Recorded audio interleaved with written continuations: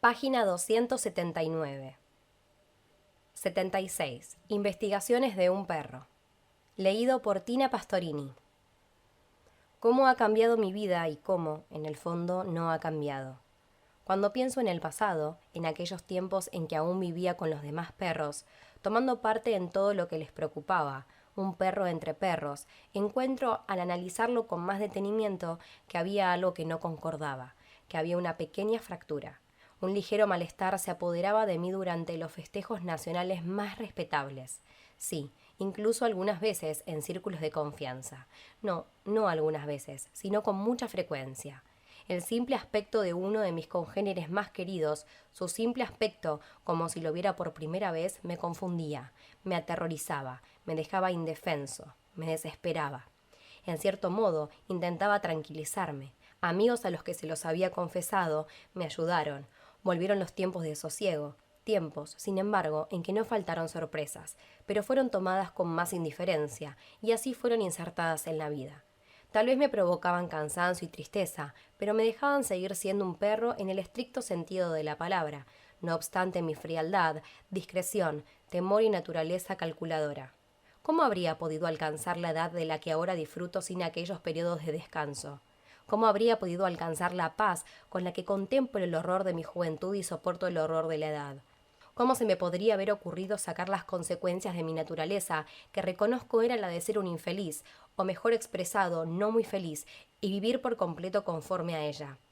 Retirado, solo, ocupándome exclusivamente de mis pequeñas, desesperanzadas pero imprescindibles investigaciones, así vivo yo, pero en la lejanía no he perdido de vista a mi pueblo.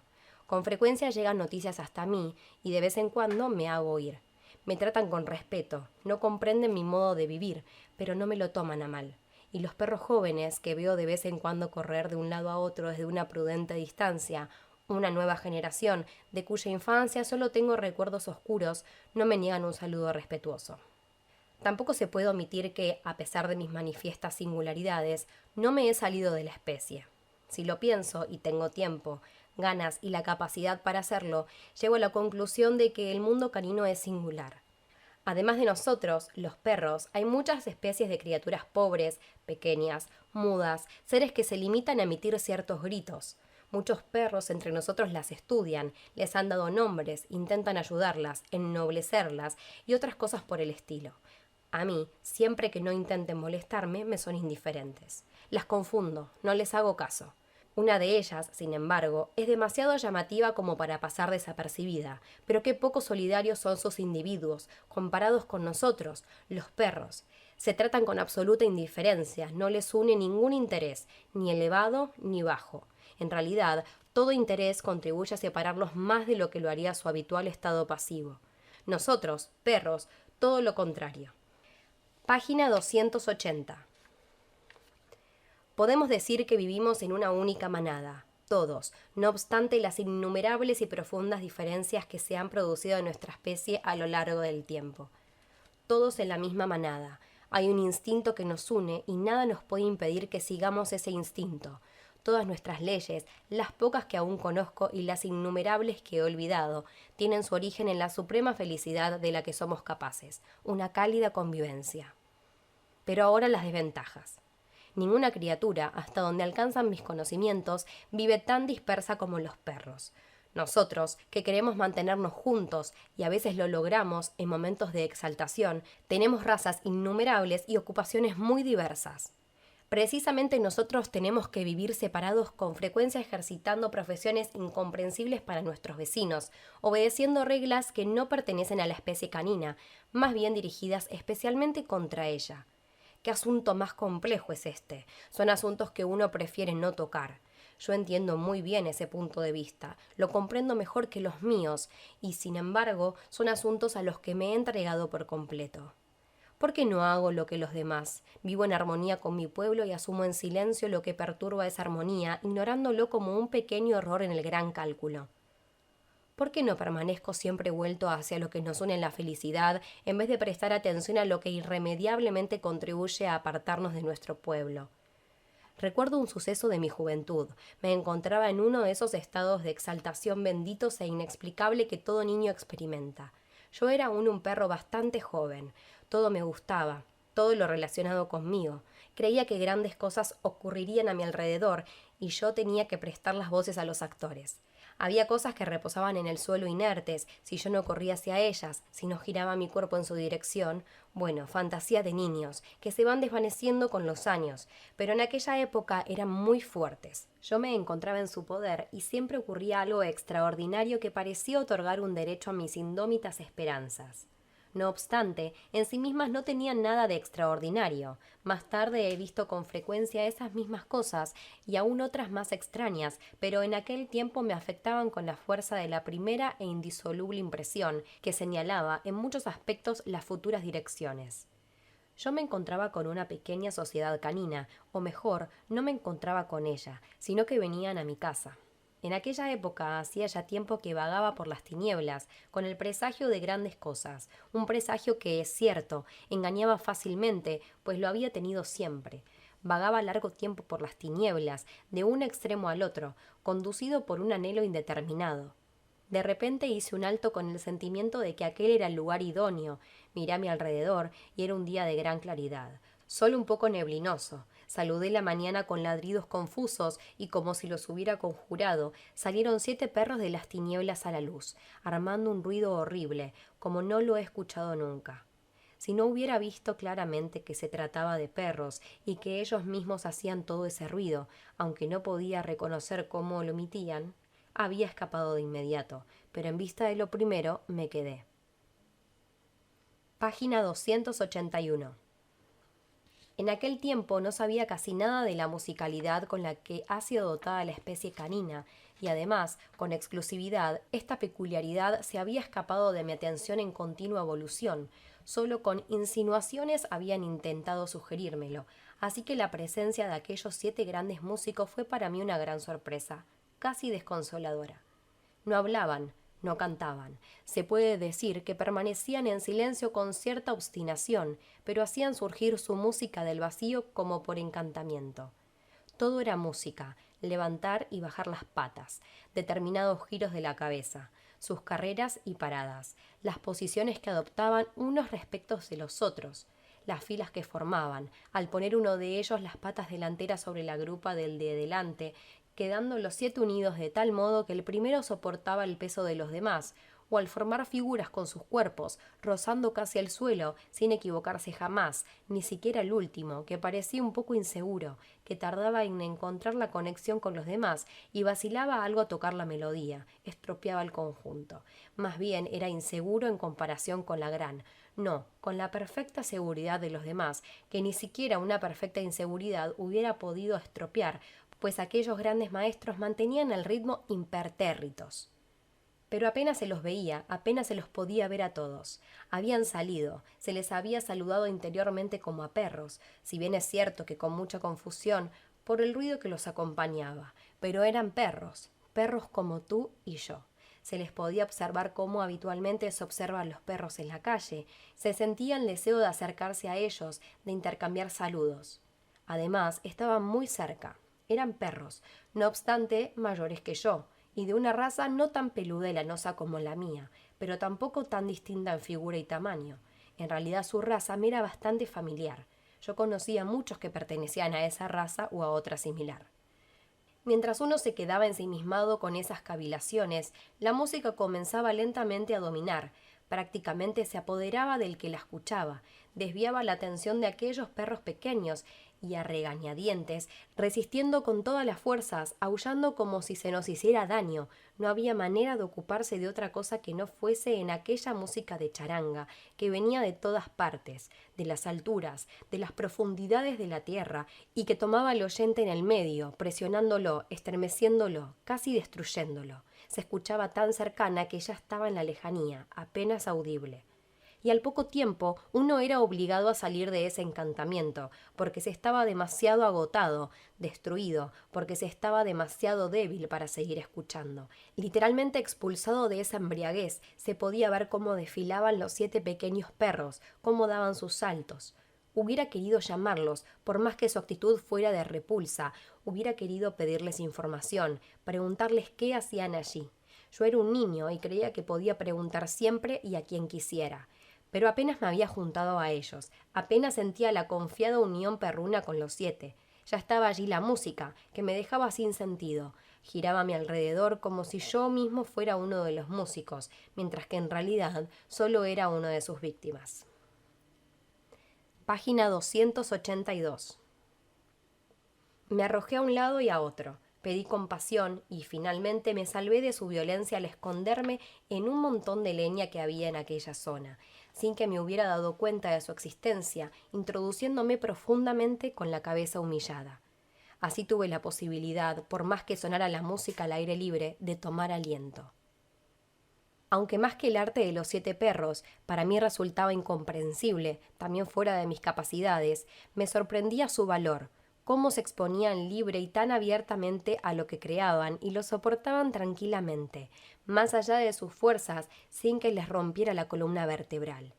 No obstante, al observarlos con más detenimiento, pude comprobar desde mi agujero que no trabajaban precisamente con tranquilidad, sino con una tensión extrema. Esas patas que aparentemente se movían con tanta seguridad temblaban a cada paso que daban con continuos espasmos temerosos. Rígidos de desesperación, aparecían uno al lado del otro, y la lengua, dominada con esfuerzo, volvía a colgar laxa de los hocicos una y otra vez. No podía ser miedo por el éxito de la ejecución los que les excitaba de aquel modo. El que osaba hacer aquello, el que lograba realizarlo, no podía tener miedo. ¿A qué tenían entonces miedo? ¿Quién les obligaba a hacer aquello? Y ya no pude contenerme más, sobre todo porque ahora me parecían tan incomprensiblemente necesitados de ayuda, así que grité mis preguntas a pesar del ruido. Ellos, sin embargo, incomprensible, no me contestaron, hacían como si yo no estuviera allí. Perros que no responden a la llamada de otro perro. Eso es una contravención de las buenas costumbres, que no perdonaría al más pequeño ni al más grande de los especímenes de la raza canina, bajo ninguna circunstancia. ¿Acaso no eran perros? Pero ¿cómo no podían ser perros si ahora, al prestar más atención, podía oír sus llamadas en voz baja, con las que se animaban unos a otros y se advertían de posibles fallos? Además, veía cómo el perro más pequeño, al que le dirigían la mayoría de las advertencias, me miraba de reojo, como si tuviera muchas ganas de contestarme, pero se dominaba porque no podía ser. ¿Pero por qué no podía ser? ¿Por qué no se podía cumplir lo que nuestras leyes reclaman siempre y sin condiciones? Mi corazón se indignó, casi olvidó la música. Esos perros infringían la ley. Por muy mágico que fuera su talento, la ley también era válida para ellos. Eso lo comprendía hasta un niño como yo. Y noté en ellos mucho más. Tenían motivos para callarse, presuponiendo que realmente callaran por un sentimiento de culpa, pues ¿cómo se comportaban? No me había dado cuenta hasta ese momento a causa de la música. Habían perdido toda la vergüenza. Esos miserables realizaban al mismo tiempo lo más ridículo e indecente. Caminaban derecho sobre las patas traseras. ¡Demonio! Enseñaban sus partes pudendas con jactancia, disfrutaban haciéndolo, y si por un instante seguían su instinto sano y bajaban las patas delanteras, se asustaban como si hubieran cometido un error, como si la naturaleza fuese un error, y volvían a levantar las patas con toda la rapidez que podían, y su mirada parecía pedir disculpas por haberse mantenido un rato en su pecaminosidad. ¿Se había invertido el mundo? ¿Dónde estaba yo? ¿Qué había ocurrido? Página 283. Llegados a esta situación, ya no podía dudar por amor a mi propia existencia, así que salí de un salto de la montaña de leños de la que me había escondido y quise ir hacia los perros. Yo, un pequeño alumno, tenía que convertirme en maestro para hacerles comprender lo que estaban haciendo e impedir así que siguieran pecando. Hay que ver, perros de vuestra edad, repetía yo una y otra vez. Pero apenas me hallé al aire libre y a solo 3 saltos de ellos, cuando ese ruido se volvió a apoderar de mí. Tal vez podría haberme resistido gracias a mi ímpetu y a que ya lo conocía, si bien no era en toda su amplitud, que era terrible, en todo caso al menos podría haber luchado. No obstante, se produjo un sonido claro y severo, monótono, que parecía venir de la lejanía sin experimentar cambio alguno. Quizás se trataba de la propia melodía en medio del ruido, pero en definitiva, ese sonido me obligó a arrodillarme. ¡Ay, qué música tan fascinante tocaban aquellos perros! Ya no podía seguir, no quería seguir aleccionándolos por más que abrieran las patas, cometieran pecados y sedujeran a otros para contemplar callados sus actitudes impías. Yo era un perro tan pequeño. ¿Quién podía reclamar de mí algo tan difícil? Me hice más pequeño de lo que era. Gemí. Si los perros me hubieran preguntado sobre mi opinión en aquel momento, es muy posible que les hubiera dado la razón. Por lo demás, no duró mucho tiempo y desaparecieron con todo su ruido y toda la luz en las tinieblas de las que habían surgido. Como ya dije con anterioridad, este suceso no contiene nada extraordinario. A lo largo de toda una vida se experimentan muchas cosas que, sacadas de su contexto y vistas con los ojos de un niño, resultarían mucho más asombrosas.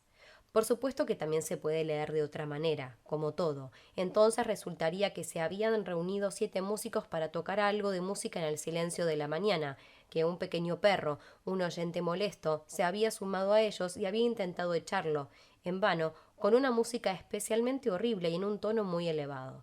Él los molestaba con preguntas. ¿Tendrían acaso ellos, molestos por la mera presencia del extraño, que haber permitido sus intromisiones y haber aumentado aún más con sus respuestas las molestias que les causaba? Y por mucho que la ley obligue a contestar, ¿se puede decir que ese perro enano extraviado es alguien digno de ser nombrado? Y tal vez ni siquiera lo entenderían, pues ladraba sus preguntas de un modo incomprensible. O quizá lo entendieran y le respondieran superando su rechazo, pero él, el pequeño, él no había habituado a la música, no sería capaz de distinguir la respuesta de la melodía. Y en lo que concierne a las patas de atrás, es posible que anduvieran solos sobre ellas de una manera excepcional. Es un pecado, muy bien, pero estaban solos, 7 amigos, entre ellos, en confianza. Se puede decir que entre las propias 4 paredes, en cierta manera completamente solos, pues estar entre amigos no es estar en público, y donde no se está en público, un curioso y pequeño perro callejero no cambia las cosas. En este caso, por consiguiente, ¿no es como si no hubiera ocurrido nada? Tampoco es eso, pero casi, y los padres no deberían dejar que sus hijos vagabundeen tanto, y deberían enseñarles a callarse y a respetar la edad. Si se llega tan lejos, el caso está listo, pero lo que está listo para los adultos aún no lo está para los pequeños. Página 284. Yo corrí por todas partes, lo conté todo y pregunté, acusé e investigué y quería llevar a todos hasta el lugar de los hechos. Quería mostrar a todos dónde había estado yo y dónde los 7 y dónde y cómo habían bailado y tocado música. Si alguien me hubiera acompañado, en vez de reírse de mí y no hacerme caso, hubiera llegado a sacrificar mi inocencia y hubiera intentado ponerme de pie sobre las patas traseras para aclararlo con todo detalle. Bueno, a un niño se le toma todo a mal, pero al final se le perdona todo. Yo, sin embargo, he conservado esa alma infantil y me he convertido en un perro adulto.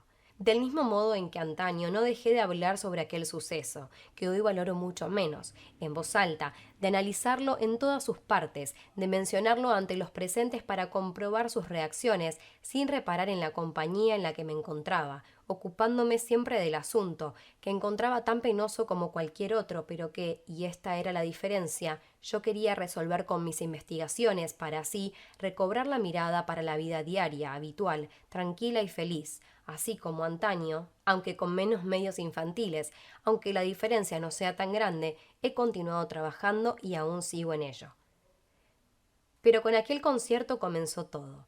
No me quejo, ha sido mi carácter innato el que ha obrado aquí, y aunque no hubiera existido concierto alguno, estoy seguro de que mi carácter habría escogido otra oportunidad para salir a la luz. Solo lamenté que ocurriese tan pronto, pues afectó a una gran parte de mi infancia. La feliz vida de un cachorro, que muchos logran extender durante años, solo duró en mi caso unos cuantos meses. ¿Qué le vamos a hacer? Hay cosas más importantes que la infancia. Y tal vez me espera en la ancianidad, resultado de una vida dura, más felicidad infantil de la que podría soportar las fuerzas de un niño real, pero que yo, sin embargo, tendré. En aquel tiempo comencé mis investigaciones con las cosas más simples.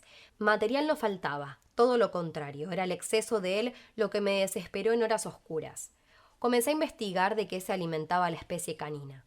Esta no era ninguna cuestión fácil, nos ocupa desde tiempos inmemoriales, es el principal objeto de nuestras reflexiones, Innumerables son las observaciones, las teorías y los experimentos en este ámbito. Se ha convertido en una auténtica ciencia que, a causa de sus extraordinarias dimensiones, no solo supera la capacidad mental de cualquier individuo, sino de todos los eruditos. Por consiguiente, solo puede ser sostenida por toda la especie canina, y aún así con gran esfuerzo y de una manera incompleta.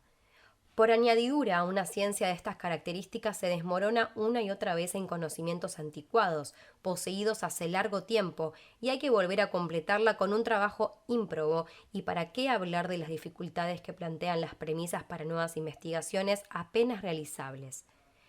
Nadie me objeta todo esto, yo lo sé como cualquier otro perro. A mí no se me ocurre inmiscuirme en la verdadera ciencia, le tengo todo el respeto que se merece, pero para ampliarla me faltan los conocimientos necesarios, así como el empeño y la tranquilidad necesarias, y sobre todo, desde hace algunos años, me falta el apetito. Página 285. Engullo la comida allá donde la encuentro, pero cualquier consideración previa, por mínima que sea, acerca de los factores agrícolas que han incidido en mi alimentación, carece de valor para mí.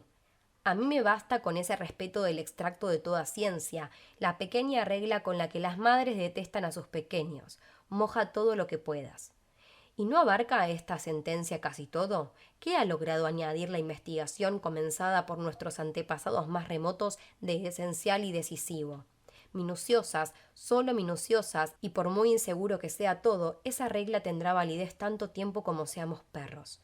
Concierne a nuestra alimentación principal, cierto, tenemos otros alimentos complementarios, pero en un caso de urgencia y cuando los años no son del todo malos, podríamos vivir de ese alimento principal, alimento que encontramos en la tierra. La tierra necesita nuestra agua, se alimenta de ella, y solo por este precio nos proporciona nuestra comida, cuyo crecimiento, no se debe olvidar, se puede acelerar mediante determinados conjuros, cantos y danzas. Eso es todo. En mi opinión, sobre este asunto ya no se puede decir nada más que sea esencial. Aquí coincido, además, con casi toda la especie canina y me distancio con severidad de cualquier perspectiva herética.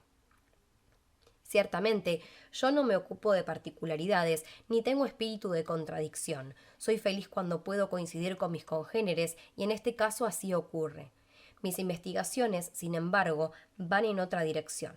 Mediante una inspección ocular he podido comprobar que la tierra, si se riega y trabaja conforme a las reglas de la ciencia, regala los alimentos y, además, con la calidad, cantidad, del tipo, en los lugares y a las horas que las leyes establecidas por la ciencia reclaman. Esa es mi conclusión, pero planteo la siguiente pregunta. ¿De dónde toma la tierra ese alimento? Una pregunta que no se comprende y que, en el mejor de los casos, se responde así: si no tienes suficiente comida, te daremos de la nuestra. Repárese en esta respuesta. Ya sé, entre las virtudes de la especie canina no se encuentra la de repartir la comida una vez obtenida. La vida es dura, la tierra avara, la ciencia rica en conocimientos pero pobre en resultados prácticos. Quien obtiene comida se la queda para él.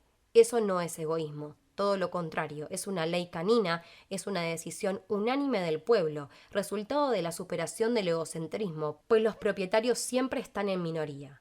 Y por esta razón, la respuesta, si no tienes suficiente comida, te daremos de la nuestra, es una frase hecha que se dice continuamente, una broma, una burla.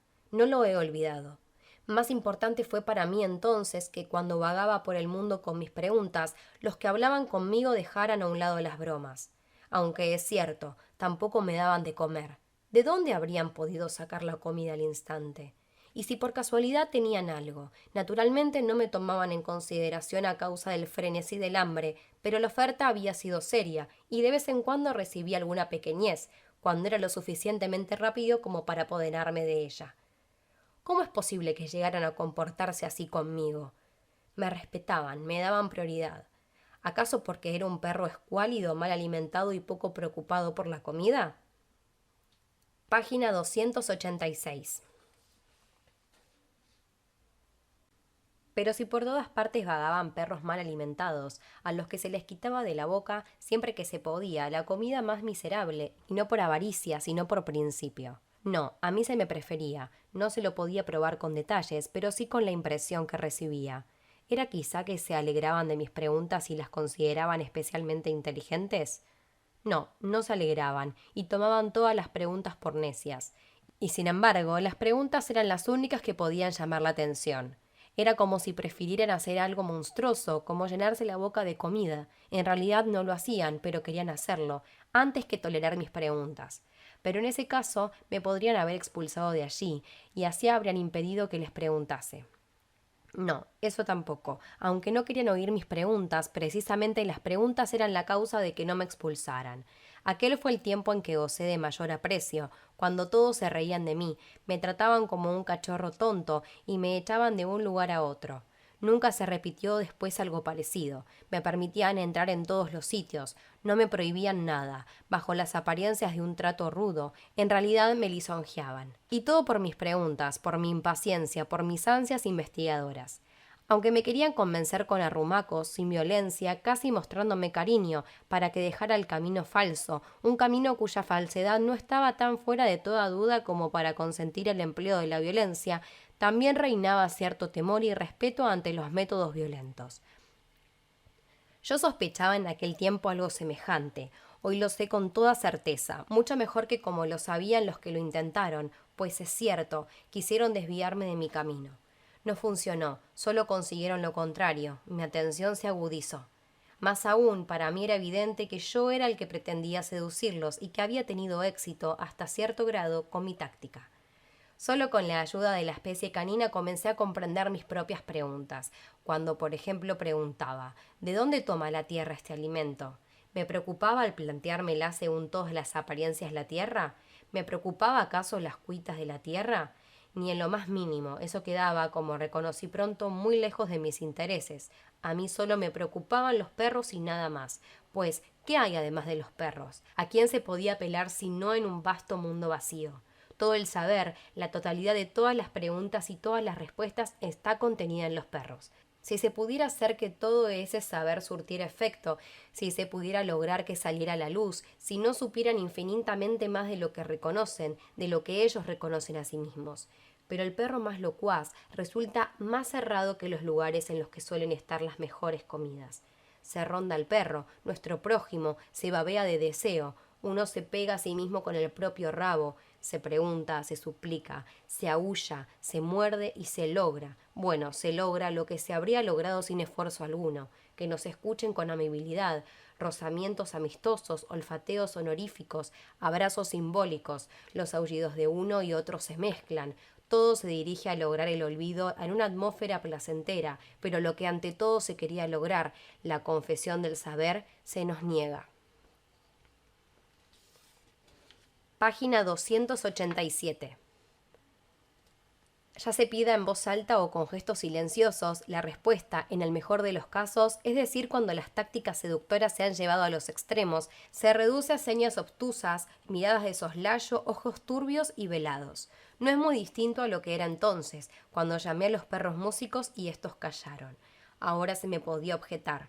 Tú te quejas de tus hermanos de especie, sobre su silencio respecto a cosas decisivas, afirmas que ellos saben más de lo que reconocen, más de lo que quieren hacer valer en toda su vida, y que ese silencio, cuyo motivo y secreto silencian naturalmente entre ellos, envenena la vida, te la hace insoportable.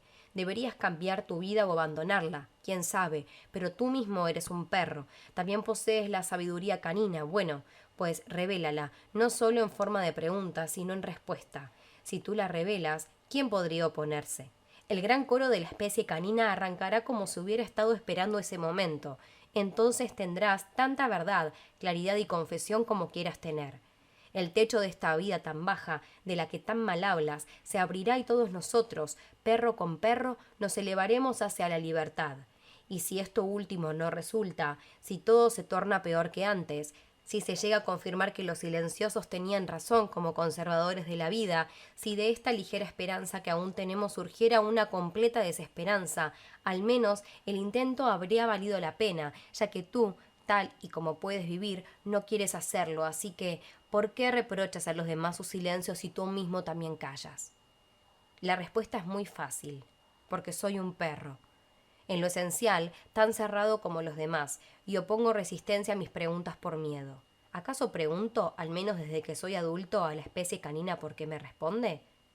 ¿Albergo esperanzas tan necias? ¿Acaso veo los fundamentos de nuestra vida, adivino su profundidad, veo a los trabajadores en la construcción, en su sombría obra, y aún espero que a causa de mis preguntas se acabe todo eso, se destruya, se abandone? Con mis preguntas solo me asuso a mí mismo, quiero enardecerme a través del silencio que aún me responde a mi alrededor. ¿Cuánto tiempo soportarás que la especie canina, tal y como tú la haces emerger en la conciencia por medio de tus investigaciones, siga callando y lo haga así para siempre? ¿Cuánto tiempo lo soportarás? Así queda enunciada mi pregunta existencial, muy por encima de las demás preguntas circunstanciales. Me la dirijo solo a mí y no molesto a nadie con ella. Por desgracia, la puedo contestar con mayor facilidad que las demás. Previsiblemente lo soportaré hasta que llegue mi fin natural, pues preguntas tan inquietantes solo encuentran oposición en la tranquilidad que otorga la edad. Con toda probabilidad moriré callando, rodeado de silencio, en paz, y afronto este final casi sereno. A nosotros, los perros, se nos ha dado, como por maldad, un fuerte corazón, digno de admiración y unos pulmones que no se estropean antes de tiempo. Resistimos todas las preguntas, incluso las propias, un bastión del silencio. Eso es lo que somos. En los últimos tiempos pienso cada vez más acerca de la vida. Busco el fallo decisivo que tal vez he cometido, el culpable de todo, pero no lo puedo encontrar. Página 288. Y sin embargo, tengo que haberlo cometido, pues en caso contrario, si no hubiera alcanzado lo que quería después de una larga vida de trabajo honrado, quedaría demostrado que mis pretensiones eran imposibles, y a ello seguiría una completa desesperación. Mira la obra de tu vida. Primero, las investigaciones sobre la cuestión. ¿De dónde toma la tierra nuestro alimento? Como perro joven, naturalmente ambicioso y sediento de la vida, renuncié a todos los placeres, evité todas las satisfacciones, escondí la cabeza entre las patas ante toda tentación y me puse a trabajar. No fue ningún trabajo de erudito, ni en lo que se refiere al método, ni al cúmulo de conocimientos, ni a la intención. Hubo errores, pero no pudieron ser decisivos. He aprendido poco, pues me separé pronto de mi madre y me acostumbré muy temprano a la independencia. Llevé una vida libre y una autonomía demasiado temprana es enemiga del aprendizaje sistemático. Pero he visto y oído mucho. He hablado con perros de las razas y profesiones más diversas y, según creo, lo comprendí todo bastante bien y lo conecté todo con mis observaciones. Eso ha sustituido en algo a la erudición. Además, la independencia, por más que sea una desventaja para el aprendizaje, resulta propicia para la investigación.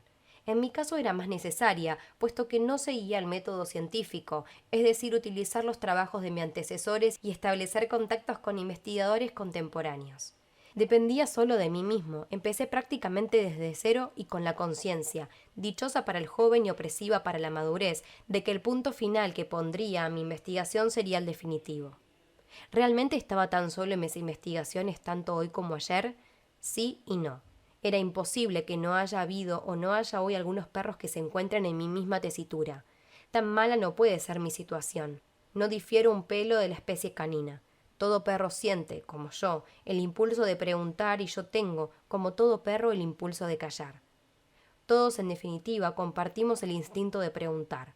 Si hubiera podido aprender a través de mis preguntas las ligeras agitaciones que había logrado ver con entusiasmo, aunque con un entusiasmo ciertamente exagerado. De que poseo el impulso de callar no se necesita ninguna prueba. Yo soy, por tanto, como cualquier otro perro, así me reconocerá cualquiera, a pesar de todas las diferencias de opinión y animadversiones, y yo haría lo mismo con cualquier otro perro. Solo es distinta la mezcla de elementos, se trata de una diferencia muy grande en sentido individual, pero referida a la especie sin importancia. Y esta mezcla de elementos siempre presentes tanto en el pasado como en el presente, ¿jamás coincidirá con la mía?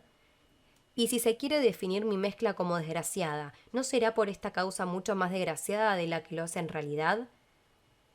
Esa conclusión refutaría toda experiencia. Nosotros, los perros, tenemos las más extrañas profesiones, profesiones que nadie creería si no se tuvieran las noticias más dignas de crédito sobre ellas. En este contexto me gusta pensar, por ejemplo, en el perro de aire. Cuando me hablaron por primera vez de su existencia no pude dejar de reírme y no me lo creía. Página 289. ¿Cómo? que había un perro de una raza minúscula, no más grande que mi cabeza, que no crecía más, naturalmente débil, según todas las apariencias, un ser artificial, inmaduro, peinado con esmero, incapaz de dar un salto digno de tal nombre? Este perro, me contaron, se movía la mayor parte del tiempo por el aire, pero al hacerlo no realizaba movimiento ni trabajo alguno, solo reposaba. No, querer que me creyeran esas cosas era aprovecharse demasiado de la ingenuidad de un perro joven. Pero poco después oí en un sitio diferente que hablaban de otro perro de aire. ¿Se habían conchavado para hacerme pasar por tonto? Pero entonces vi a los perros músicos y desde aquel momento lo consideré todo posible. Ningún prejuicio limitaba mi capacidad de comprensión. Seguí los más absurdos rumores. Fui detrás de ellos todo el tiempo que pude. Lo más absurdo me parecía en esta vida absurda más probable que lo más sensato, y para mi investigación lo más fecundo. Así, los perros de aire. Recopilé mucha información sobre ellos, pero hasta el día de hoy no he podido ver a ninguno. No obstante, estoy plenamente convencido de su existencia y en mi imagen del mundo ocupan un puesto importante. Como la mayoría de las veces, tampoco aquí es el arte el que me toma pensativo. Es maravilloso, quien lo puede negar, que esos perros sean capaces de flotar en el aire. Coincido con la especie canina en mi asombro. Pero aún más maravillosa para mí resulta la insensatez, la silenciosa insensatez de estas existencias. En general no se las fundamenta, flotan en el aire y eso es todo. La vida sigue por su curso, aquí y allá se habla de arte y de artistas, pero nada más. ¿Pero por qué? ¿Por qué, canes de buen corazón, flotan esos perros? ¿Qué sentido tiene su vocación? ¿Por qué ellos mismos no dan ninguna explicación? ¿Por qué flotan allá arriba, encogen las patas, el orgullo de todo perro, la separan de la tierra nutricia, no siembran, aunque sí recolectan y además, según dicen, se alimentan especialmente bien a costa de toda la especie canina? Puedo vanagloriarme de haber traído algo del movimiento en esta cuestión gracias a mis preguntas. Se empieza por exponer las razones, se hilvana una suerte de razonamiento, se empieza, pero no se llegará más allá de ese inicio. No obstante, algo se hace. Y con ello no se obtiene la verdad, nunca se llegará tan lejos, pero sí se logra vislumbrar algo de la profunda raigambre de la mentira. Todas las manifestaciones absurdas de nuestra vida, especialmente las absurdas, se pueden fundamentar. Por supuesto, no del todo. Ahí radica la broma diabólica, aunque para protegerse de preguntas desagradables basta. Tomo de nuevo a los perros de aire como ejemplo. No son arrogantes, como se podría creer en un principio. Tal vez necesitan de la compañía de sus congéneres con más asiduidad de lo normal, y si intentamos ponernos en su lugar, es comprensible. Sienten la necesidad, aunque no lo pueden mostrar abiertamente, pues infringirían el deber del silencio, de obtener comprensión por su modo de vida, o al menos de hacerlo olvidar, y lo consiguen, según me han dicho, gracias a una charlatanería insoportable. Siempre tienen algo que contar, ya sea de sus meditaciones filosóficas a las que se dedican continuamente, pues han renunciado a realizar cualquier esfuerzo físico, ya de sus observaciones desde posiciones tan elevadas. Página 290. Y aunque no se distinguen por su capacidad mental, algo evidente teniendo en cuenta su vida disipada y a pesar de que su filosofía es completamente inútil, así como sus observaciones, de la que la ciencia no puede aprovechar nada ni tampoco puede beber de fuentes tan lamentables, no obstante, si se pregunta de qué sirven los perros de aire, siempre se recibe la misma respuesta, que aportan mucho a la ciencia. Eso es cierto, se añade, pero sus aportaciones son inútiles y penosas. Otras respuestas consisten en encogerse de hombros, en cambiar de tema, en enojarse o reírse, y si, transcurrido un rato, se vuelve a preguntar, se oye de nuevo qué aporta mucho a la ciencia, y finalmente, si se pregunta otra vez y al preguntado no logra dominarse, responde lo mismo. Tal vez sea también bueno no caer en la obstinación saber adaptarse, aunque no se reconozca el derecho a la vida de los perros de aire que ya existen. Eso es imposible, al menos si se les puede tolerar. Más no se puede pedir, eso sería ir demasiado lejos, pero aún así se pide. Se reclama que se tolere la existencia creciente de más perros de aire. No se sabe con certeza de dónde vienen. ¿Se reproducen de alguna manera? ¿Tienen la fuerza necesaria para ello? Si no son más que un pequeño trozo de piel bonito, ¿qué es lo que se reproduce ahí? Y si lo más imposible fuese posible, ¿cuándo ocurriría? Siempre se los ve solos, satisfechos, y cuando deciden andar, solo lo hacen durante un instante, dan un par de pasos afectados y ya están de nuevo arriba, completamente solos, sumidos en pensamientos de lo que no se pueden desembarazar aunque se esfuercen en ello, al menos eso es lo que afirman. Si no se reproducen, se podría pensar en la existencia de perros que renuncian voluntariamente a la vida en la tierra y se convierten en perros de aire, pagando una mayor comodidad y cierta habilidad con una vida solitaria sobre cojines. Eso no se puede pensar, ni reproducción ni elección voluntaria son posibles. La realidad, sin embargo, muestra que hay nuevos perros de aire. De ello se puede deducir que, por insuperables que parezcan los impedimentos a nuestra razón, una raza de perros ya existente, por muy extraña que sea, no se extingue, al menos no tan fácilmente, y mucho menos sin que haya algo en toda raza que se defienda a largo tiempo con éxito de la extinción. ¿Acaso no debo aceptar como de mi especie a esa raza tan extraña y absurda en su aspecto exterior e incapaz de sobrevivir como es la del perro de aire? Yo no poseo una apariencia singular, soy del tipo medio que predomina en esta zona, no tengo nada en mí que se pueda destacar, tampoco tengo nada despreciable. En mi juventud, y en parte durante la madurez, mientras no me descuidaba y hacía ejercicio, se puede decir que era un perro bastante bonito. Ante todo, alababa mucho mi parte frontal, las patas delgadas, la bella posición de la cabeza, también mi pelaje, gris, blanco, amarillo, rizado en las puntas, encontraba partidarios. Nada de eso es extraño, lo extraño es mi ser, pero como no puedo dejar de acentuar, también queda bien inscrito en la especie canina. Si hasta el perro de aire no permanece solo, si siempre se puede encontrar alguno en el gran mundo canino y por añadidura logran sacar de la nada algún nuevo ejemplar, entonces tengo la confianza de que no estoy solo. Ciertamente mis congéneres tienen que afrontar un destino peculiar y su existencia no me podrá ayudar, y precisamente porque apenas la conozco. Página 291. Somos aquellos a los que presiona el silencio, somos los que quieren abrirse paso por hambre de aire. Los demás parecen sentirse bien en el silencio, aunque en realidad se trata solo de una apariencia, como ocurriría con los perros músicos, que aparentemente tocaban con toda tranquilidad, pero que, en verdad, estaban muy inquietos. No obstante, esa apariencia es fuerte, inabordable, se burla de todo ataque. ¿Cómo se ayudan mis congéneres? ¿Qué se puede decir de sus intentos de seguir viviendo? Aquí hay diferencias. Intenté averiguarlo con mis preguntas mientras duró mi juventud, así que yo podría tratar a los que preguntan mucho y ahí tendría a mis congéneres. Esto lo intenté un tiempo, con dominio de mí mismo, pues a mí me interesan ante todo los que tienen que responder, aquellos que me salen con preguntas que yo, la mayoría de las veces no puedo responder, me son enojosos. Y además, ¿a quién no le gusta preguntar mientras es joven? ¿Cómo puedo encontrar entre tanto preguntador al verdadero? Todas las preguntas suenan igual. Se trata de la intención que, por desgracia, queda oculta con frecuencia hasta el preguntador. No obstante, el preguntar es una peculiaridad de la especie canina. Todos preguntan confusamente. Es como si quisieran borrar las huellas del preguntador de verdad. No, entre los preguntadores, entre los jóvenes, no encuentro a mis congéneres, y entre los que callan, los adultos, a los que pertenezco, mucho menos. Pero, ¿para qué las preguntas? Yo he fracasado con ellas, tal vez mis compañeros son más listos que yo y emplean medios más adecuados para soportar esta vida. Medios. Es cierto que, como puedo añadir de mi propia cosecha, tal vez ayuden a uno desde la necesidad, tranquilicen, ceden, operen cambios en la especie, pero en general son tan imponentes como los míos, pues por mucho que mire no veo ningún éxito. ¿Dónde están entonces mis congéneres? Sí, esa es mi queja, esa es. ¿Dónde están? En todas partes y en ninguna. Quizá uno de ellos sea mi vecino, esté a 3 saltos de distancia, nos llamamos mutuamente. Él viene a verme, pero yo a él no. ¿Es acaso mi congénere?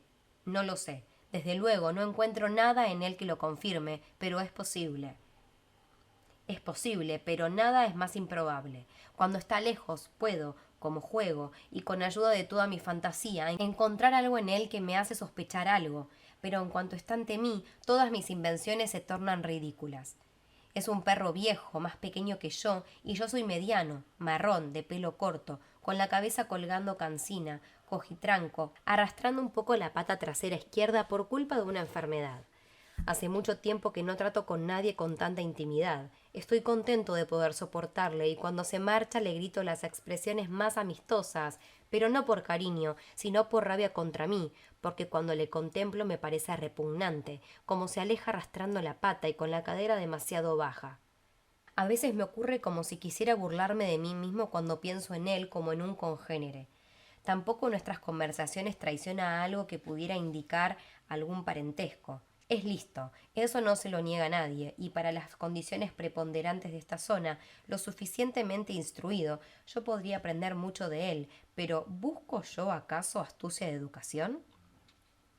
Página 292. Normalmente conversamos sobre asuntos locales y me quedo asombrado.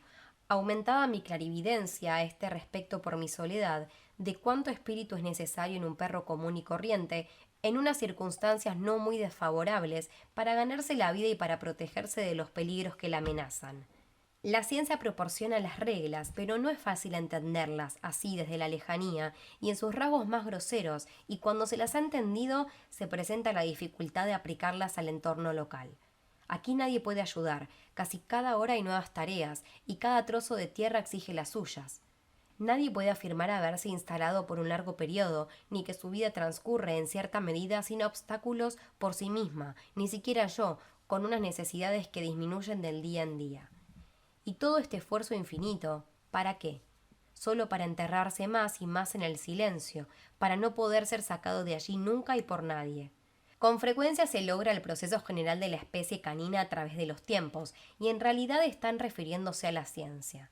Cierto, la ciencia progresa, pero no se puede detener aún más. Cada vez progresa a mayor velocidad, pero ¿qué se puede lograr de ello? Es como si se quisiera elogiar a alguien porque conforme pasan los años se hace más viejo y por consiguiente se acercan con más rapidez a la muerte. Ese es un proceso natural y además desagradable en el que no encuentro nada que se pueda elogiar. Solo veo decadencia, con lo que no quiero decir que anteriores generaciones fuesen, en esencia, mejores, solo eran más jóvenes. Eso constituía una gran ventaja. Su memoria no estaba tan sobrecargada como la actual. Era más fácil hacerla hablar y, aunque nadie lo lograra, la posibilidad era mayor. Precisamente esa mayor posibilidad es lo que nos emociona cuando escuchamos las historias, por lo demás bastante simples, de los ancianos. Aquí y allá y escuchamos una palabra sugestiva y quisiéramos saltar si no sintiéramos la carga de los siglos sobre nosotros. No, por mucho que tenga que objetar a mi generación, las generaciones anteriores no eran mejores que las nuevas, en cierto sentido eran peores y más débiles. Los milagros tampoco recorrían antaño las calles para ser atrapadas por cualquiera, ni los perros eran, y no lo puedo expresar de otra manera, tan perrunos como los de hoy. La contextura canina era más floja, la palabra verdadera podría haber intervenido, haber determinado su evolución, haberla cambiado a voluntad, haberla transformado por completo, y aquella palabra estaba allí, al menos cerca, oscilaba sobre la punta de la lengua. ¿Y dónde estará hoy? Hoy se podrían revolver las tripas y no se encontraría. Tal vez nuestra generación está perdida, pero es más inocente que la de antaño. Puedo comprender las dudas de mi generación, aunque ya no son dudas, sino el olvido de un sueño soñado hace 1000 noches y olvidado 1000 veces. ¿Quién se enojará con nosotros por haber olvidado por milésima vez? Pero también creo comprender las dudas de nuestros antepasados. Nosotros, con toda probabilidad, no habríamos obrado de otra forma. Casi quisiera decir que precisamente nosotros, que no fuimos lo que tuvimos que cargar con la culpa, podemos aproximarnos a la muerte, en un mundo oscurecido por otros, con un silencio casi inocente. Cuando nuestros antepasados se descarriaron, apenas pensaron en un extravío infinito, ellos solo vieron la encrucijada. Página 293. Era fácil regresar cuando quisieran, y si dudaban en regresar, era solo porque querían disfrutar un breve periodo de su vida perruna, aunque aún no se trataba de una vida perruna en el pleno sentido del término, les parecía, sin embargo, de una belleza embriagadora, como lo sería más tarde, al menos un poco más tarde, y así siguieron equivocándose.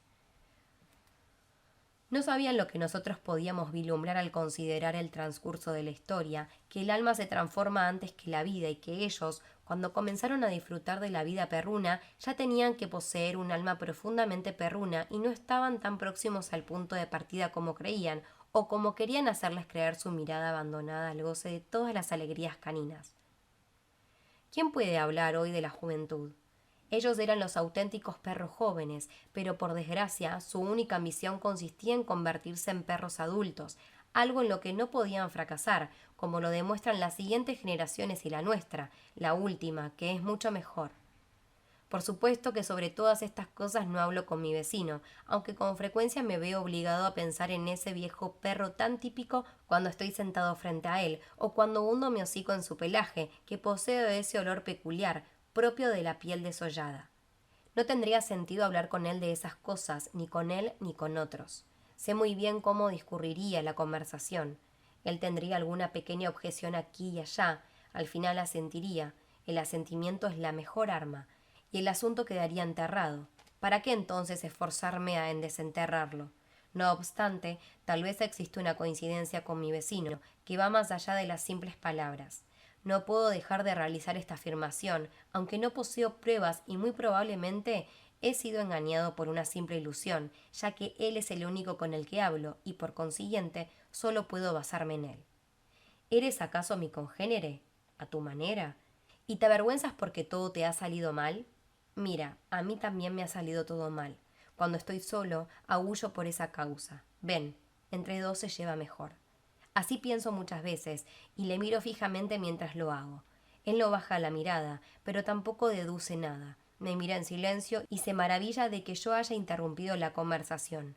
Pero tal vez esa mirada es su forma de preguntar y yo lo decepciono, del mismo modo en el que él me decepciona a mí. Quizás en mi juventud, si en aquel tiempo no hubiera considerado otras preguntas más importantes y no me hubiera bastado a mí mismo, lo hubiera preguntado abiertamente y habría recibido un asentimiento insípido, es decir, menos que hoy, ya que calla. ¿Pero no callan todos igual? ¿Qué me impide creer que todos son mis compañeros, que no solo tuve en un momento u a otro a un investigador a mi lado, olvidado y desaparecido con sus ínfimos resultados, y al que ya no puedo tener acceso a causa de la oscuridad de los tiempos o por la congestión del presente? ¿Acaso no es más cierto que siempre he tenido compañeros entre ellos, que todos se han esforzado a su manera, que han fracasado a su manera, que todos han callado o han parlado astutamente a su manera, como lo demuestra esta desesperada investigación? Página 294. Entonces no tendría que haberme aislado, podría haber permanecido tranquilamente con los demás, no tendría que haberme abierto camino entre las filas de los adultos como un niño maleducado, adultos que también deseaban salirse, como yo, y de los que me confundía su mentalidad, que les dice que nadie sale y que todo intento es absurdo. Pensamientos semejantes son un efecto claro de la influencia de mi vecino. Él me confunde, me pone melancólico y es bastante alegre, al menos cuando está en su territorio. Puedo escuchar cómo grita y canta, tanto que me resulta pesado. Sería bueno renunciar también a este trato, no perseguir vanas ilusiones, como las que inevitablemente origina todo trato canino, por más que se crea estar endurecido, y así emplear el poco tiempo que me queda exclusivamente en mis investigaciones. La próxima vez que vengan me acurrucaré y me haré el dormido y repetiré esa actitud hasta que deje de venir. También el caos se ha introducido en mis investigaciones. Me debilito, me canso, troto mecánicamente donde antes corría con entusiasmo. Pienso en el tiempo en que comencé a investigar la pregunta: ¿de dónde toma la tierra nuestro alimento? Ciertamente, entonces vivía en el medio de mi pueblo, me dirigía donde había mayor densidad de población, quería hacer a todos testigos de mis trabajos. Ese testimonio era para mí mucho más importante que toda mi labor, pues esperaba que encontraría algún eco. Por ello me puse, naturalmente, en el centro de la atención, pero eso ya ha pasado. No obstante, en aquellos tiempos era tan fuerte que hice algo inaudito, que contrariaba todos nuestros principios y de lo que todo testigo ocular se acordará como de algo siniestro. Encontré en la ciencia, que siempre aspira a una infinita especialización, una extraña simplificación. En resumen, consiste en que la tierra, en lo esencial, produce nuestro alimento y luego, una vez que ha establecido este requisito indispensable, determina los métodos con los que se pueden conseguir los distintos tipos de alimentación en la mayor cantidad posible y de la mejor manera. Cierto es que la tierra produce los alimentos, de ello no hay duda posible, pero no resulta tan fácil como se ha afirmado habitualmente, excluyendo cualquier otra investigación. Solo hay que tomar en consideración los casos más primitivos que se repiten a diario. Si nos mantuviéramos completamente inactivos, casi como me mantengo yo ahora, si trabajásemos el campo fugazmente y esperásemos ver lo que sale, encontraríamos con la premisa de que algo resultase que la tierra ha producido alimentos. Pero esa no es la regla. Quien ha mantenido algo de respeto frente a la ciencia, y son muy pocos, pues los círculos que traza la ciencia son cada vez más grandes, reconocerá fácilmente, aunque no parta de observaciones exactas, que la parte principal de la alimentación surgida en la tierra viene de arriba. Aún más, nosotros nos apropiamos, según habilidad y avidez, de la mayor parte antes incluso de que toque la tierra.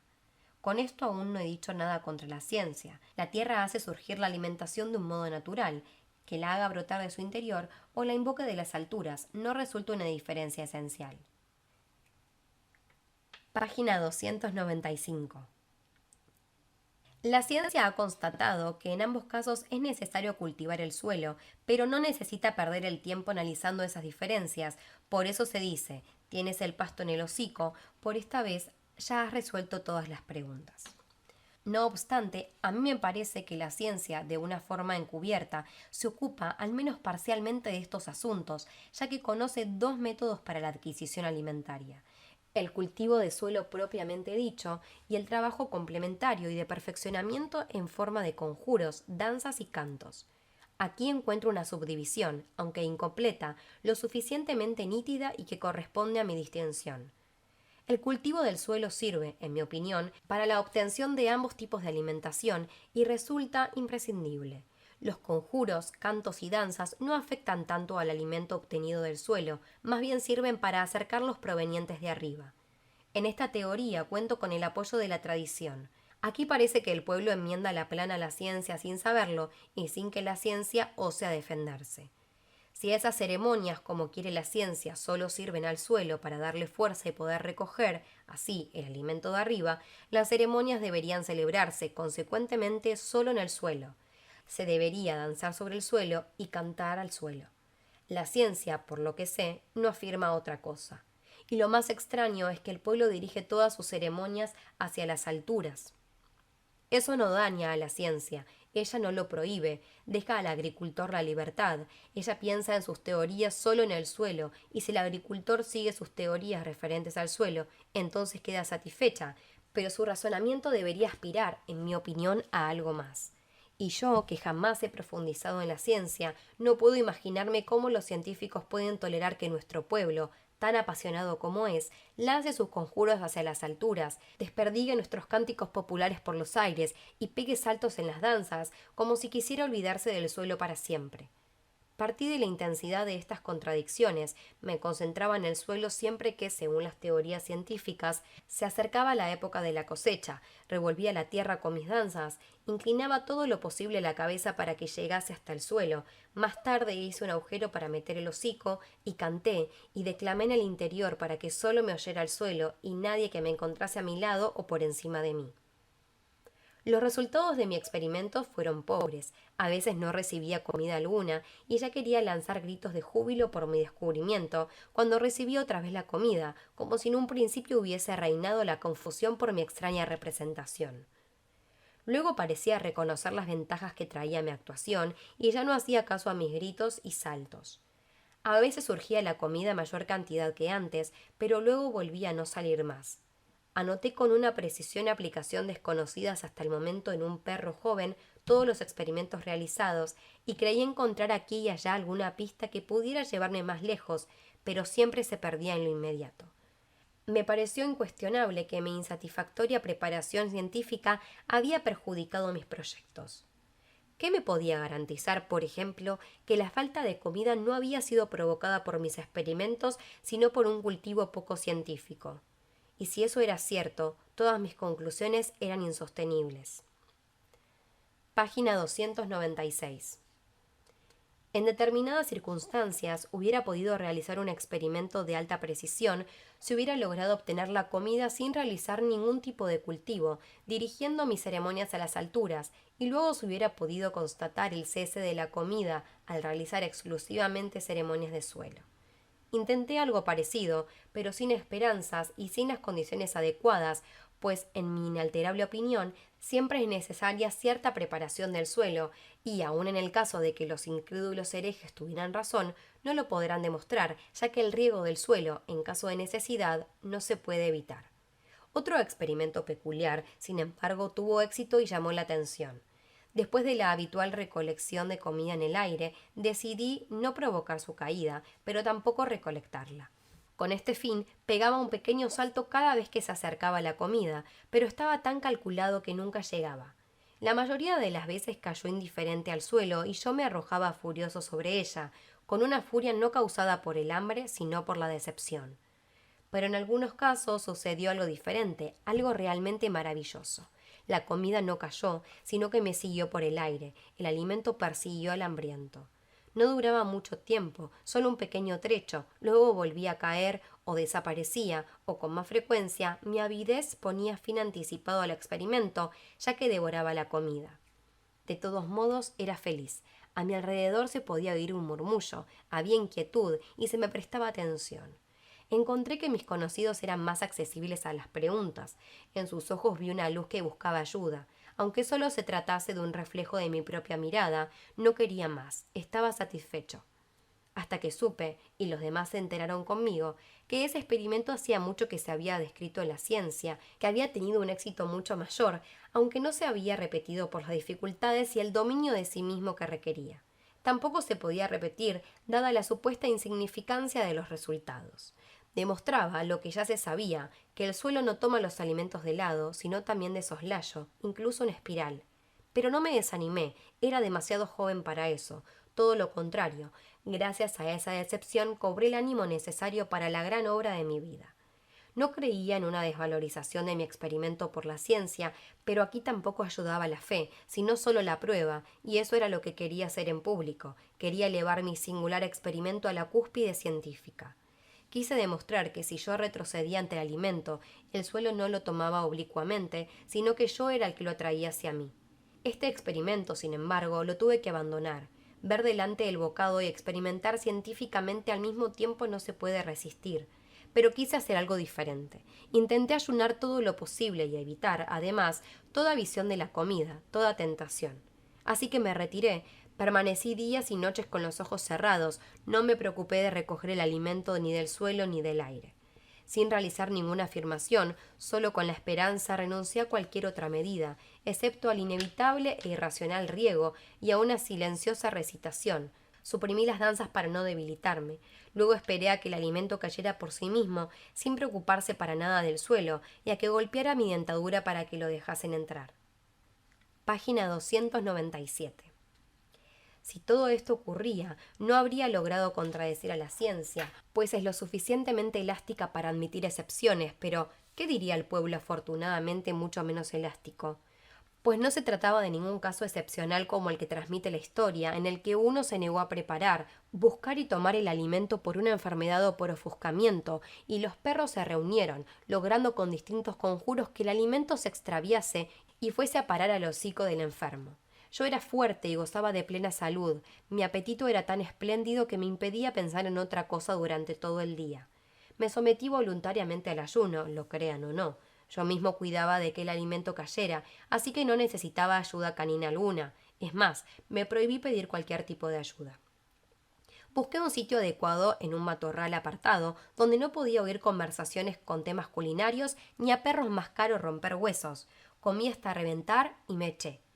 Quería pasar todo el tiempo posible con los ojos cerrados. Mientras no viniera la comida, para mí sería noche ininterrumpida, ya tardase días o semanas.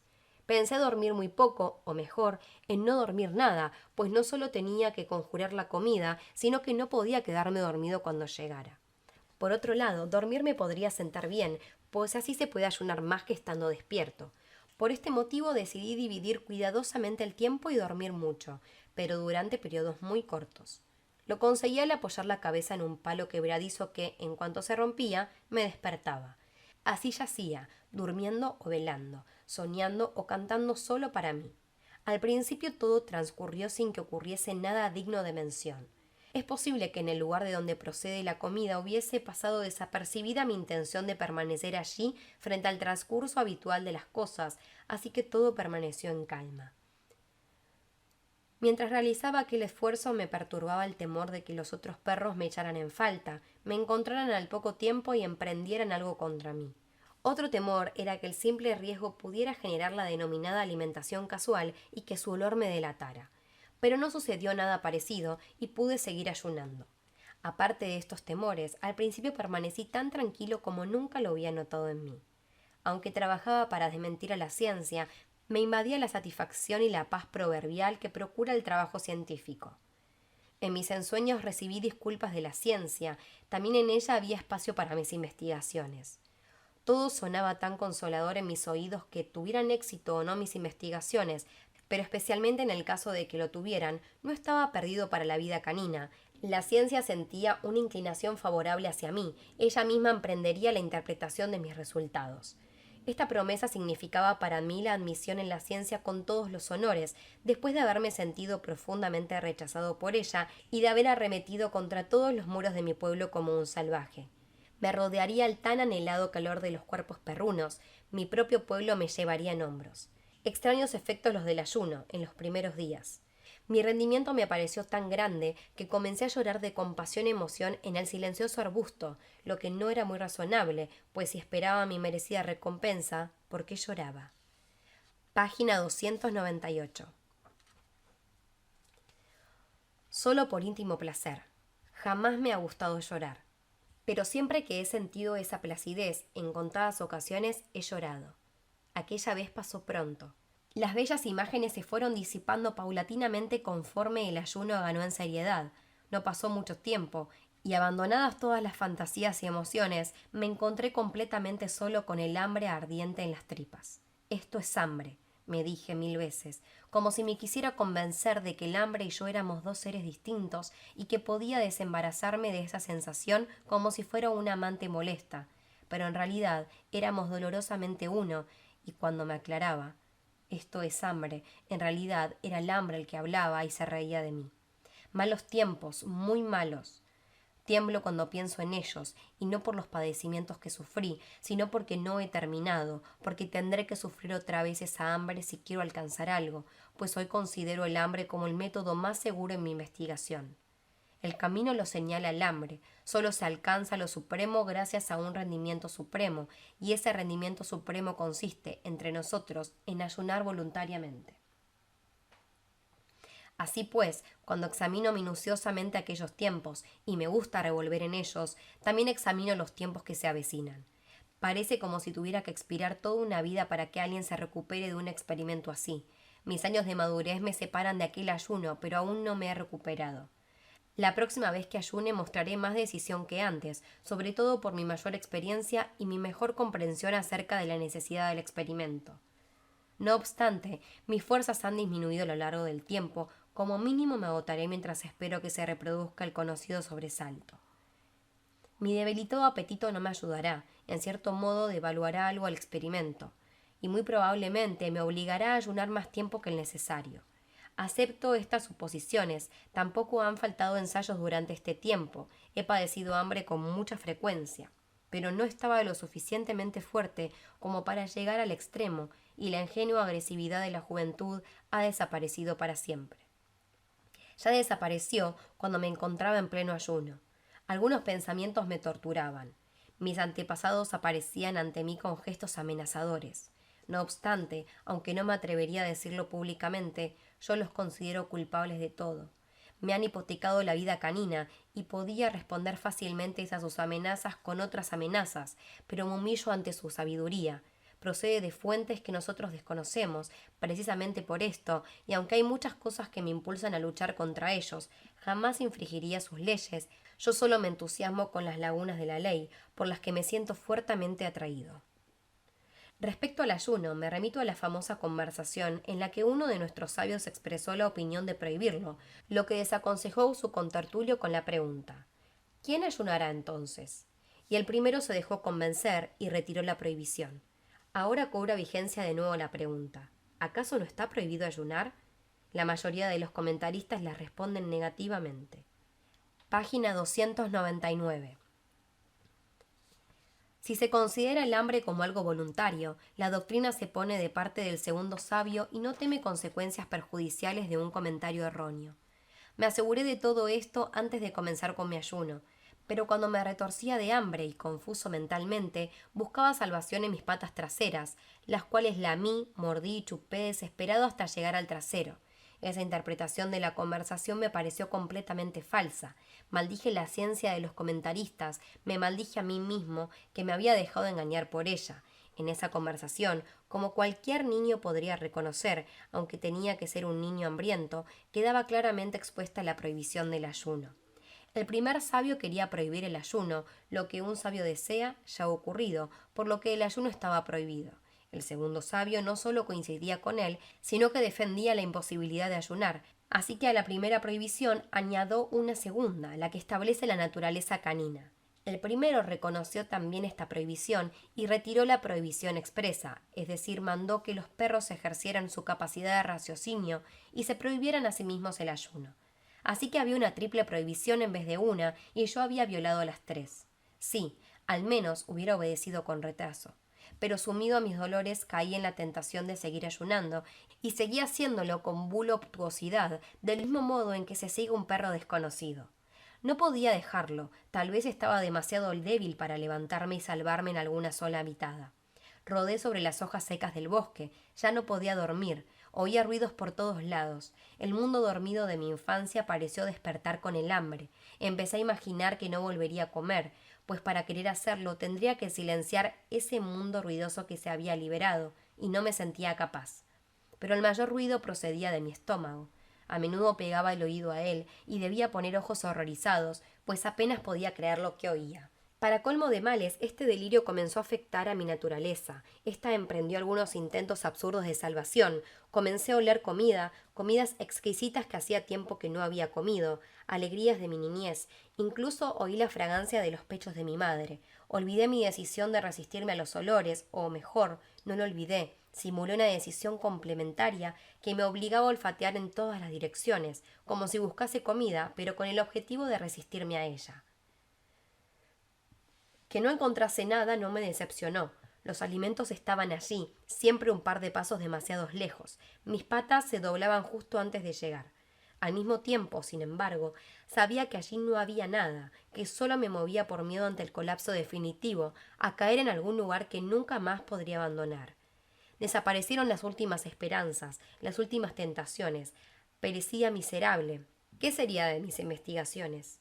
Experimentos infantiles en años felices de la niñez. Ahora iba en serio. Aquí la investigación tenía que demostrar su valor, pero ¿dónde estaba la investigación?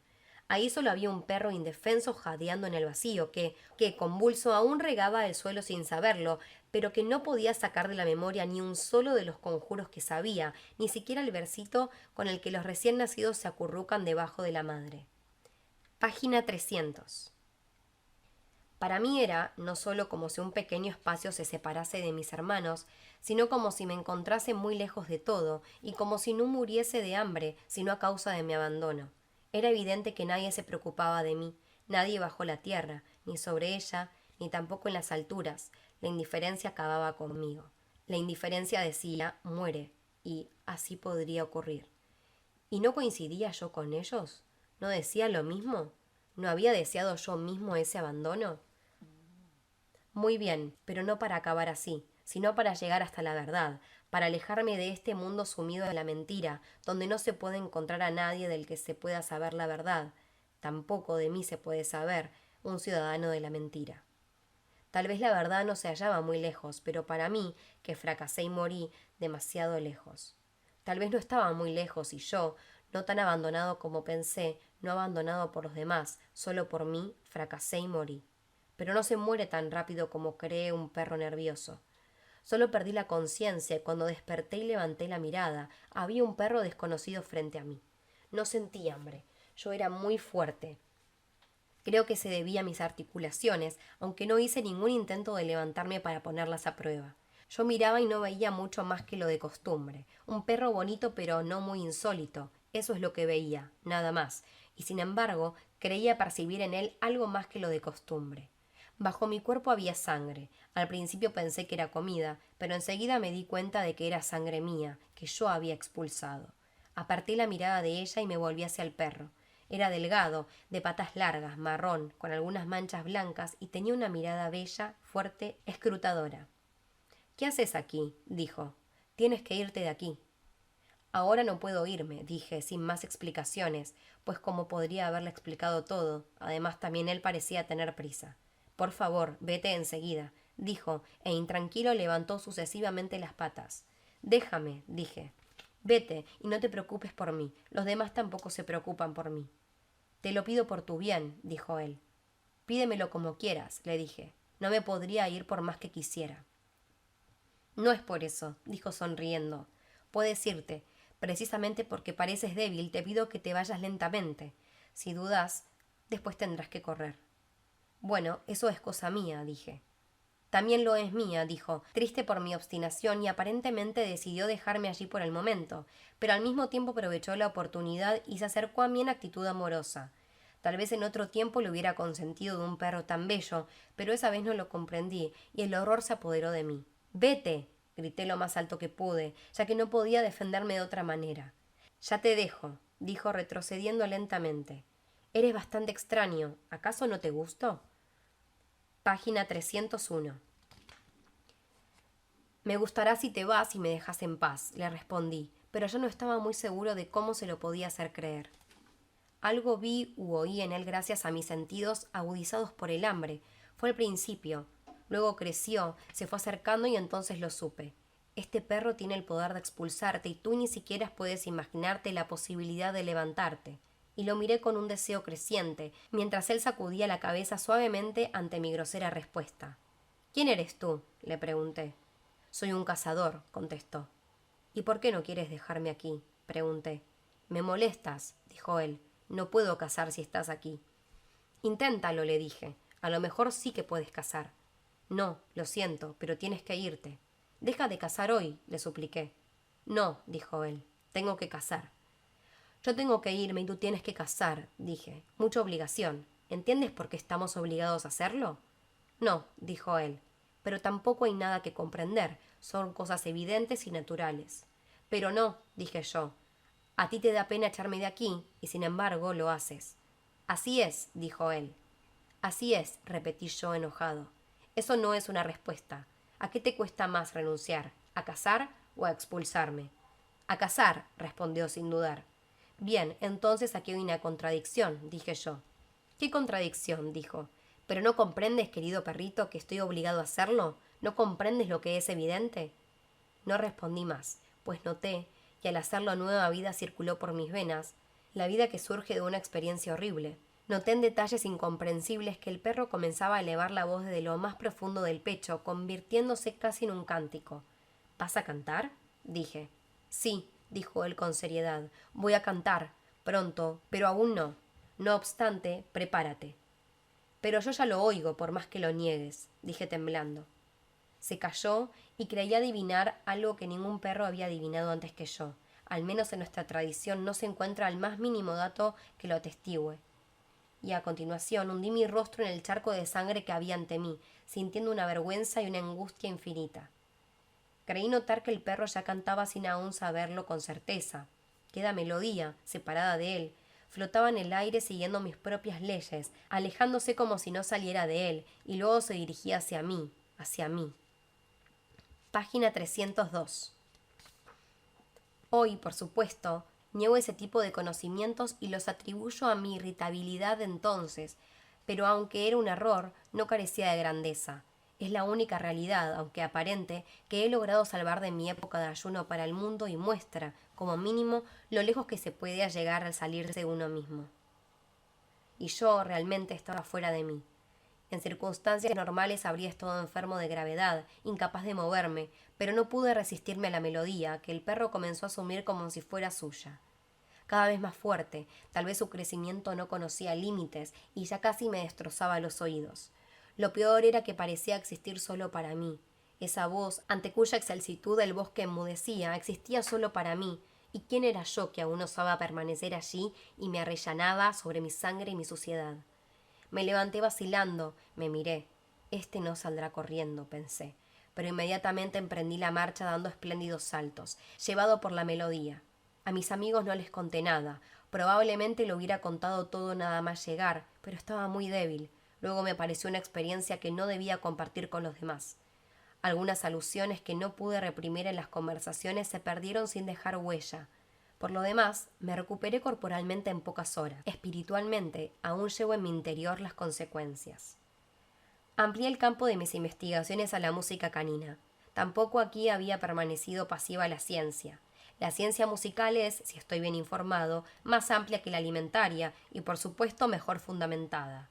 Esto se explica porque en este ámbito se trabaja con menos pasión que en el otro y porque aquí se trata de meras observaciones, así como de su sistematización, mientras que en el otro ámbito, ante todo, de consecuencias prácticas. A esto se debe que la musicología goce de mayor respeto que la ciencia alimentaria, pero que la primera jamás pueda penetrar tanto en el pueblo como la segunda. También yo, antes de escuchar aquella voz en el bosque, mostraba cierta incomprensión hacia la musicología.